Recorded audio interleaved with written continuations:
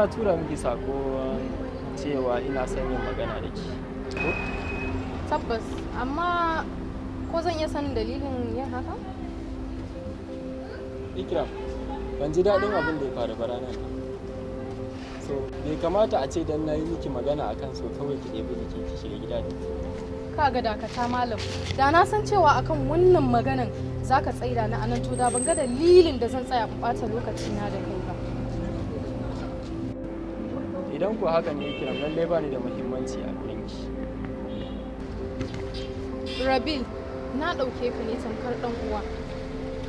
Ɗan uwa? Ƙwarai kuwa, a matsayin ɗan uwa kuma yaya a gurina. Shikenan, na gode da wannan matsayi da kika bani na yaya. Amma zan so a ce ki ƙara min matsayi guda ɗaya. Ta yaya? Ki ɗauke ni a matsayin masoyinki kuma yaya a gare ki.